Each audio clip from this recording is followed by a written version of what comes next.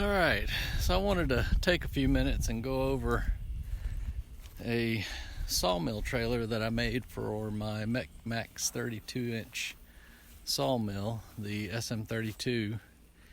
Go over some of the features and whatnot that somebody might be able to take advantage of some of the stuff I did, and somebody may be able to give me better ideas, who knows.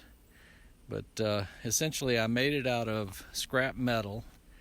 It was mostly pallet racking, or the cross beams, 4-inch, 1.5 by 4 C-channel cross beams. They were about 14 feet, and I welded them together, and then I used some 1.5-inch tubular steel to go underneath it, strengthen it a little bit more, and provide just a touch of height on it, which I didn't really need that much. But anyway, let's go over what we got here.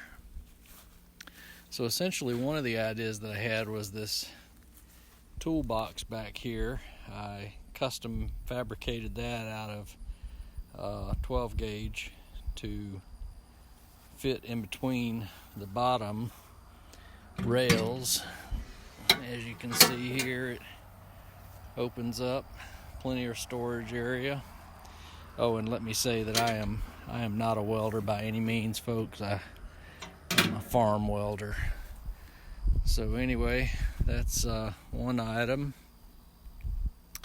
The other thing that I did was created these log ramps, and I made them pretty flexible as far as where you put them. Let me show you how that works here. So if we go here, this will lift out, and then these guys just basically hook on the edge. They're made out of tubing, square tubing that I cut, as you can see here, and then I left a little bit of lip on the back so that it can hook on there and it won't go anywhere. And then this guy can just ride right down in there like so. That's it.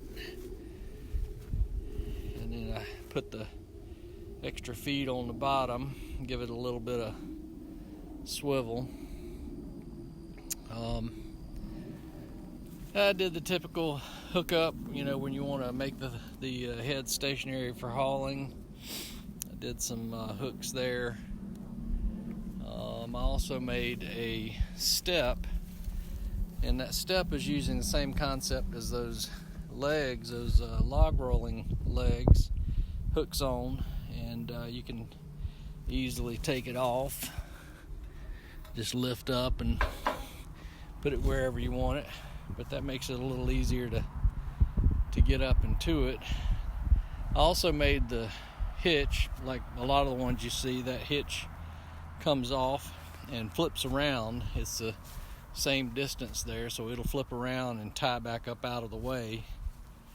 The fenders, as you can see, I made them completely removable, 3D printed the knobs, and put some decals on them to let you know they're not load bearing. Man, also one of the first things I did was fix that darn needle valve. I got rid of the needle valve that was there and put in something else because it was horrible. Let's see, the other thing we did here is made this log winch adapter. Let's see if I can get positioned here where you can see it. Pretty straightforward, but again, made it out of some tubing and plate steel and bolted it on, so you can see how that works.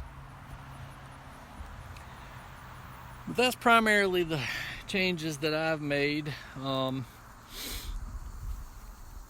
And I also have another sort of surprise coming that I'm gonna do in the next video that will showcase a new feature that I saw something similar from another company, but since this trailer's completely custom made, I had to come up with my own sort of mechanism to do it. But hopefully I'll have that out in the next right after this one. Anyway, that's about it for this video. Hope you have a good one and stay out of this heat. It's about 95 right now. It's supposed to get to 100 here in the south.